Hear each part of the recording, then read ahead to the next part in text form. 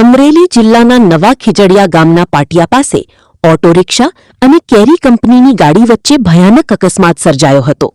રિક્ષા લઈને જઈ રહેલા મુસાફરોને પાછળથી આવી પહોંચેલી કેરી કંપનીની ગાડીએ જોરદાર ઠોકર મારતા આ દુર્ઘટના ઘટી હતી, જેમાં ઓસમાણ ખાન અહેમદ ખાન, જુબેદાબેન, જાયદાબેન, અયાન, અશરફભાઈ અને મહેનૂર સહિત કુલ 6 લોકોને ગંભીર ઇજાઓ પહોંચી હતી.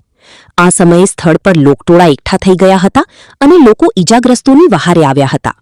તે વેળાએ ત્યાંથી પસાર થઈ રહેલા અમર ડેરીના ચેરમેન અશ્વિનભાઈ સાવલિયા પણ સ્થળ પર પોતાનું વાહન રોકીને તાત્કાલિક ઇજાગ્રસ્તોની મદદે આવી પહોંચ્યા હતા.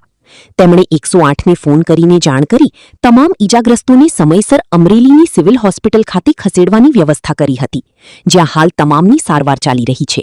રિપોર્ટર મૌલિક દોશી, અમરેલી. દાદા, શું નામ તમારું? ઓસમાન ખાન અહેમદ ખાન. શું ઘટના બની હતી? ઘટના બની હતી, હું રિક્ષા લઈને આવતો હતો તો ખીજડીયાનો પાટિયું આવ્યું અને આગળ થોડોક ગયો એટલે વાયાથી ગાડી આવી એ આવીને સીધે મારી ઠોકર.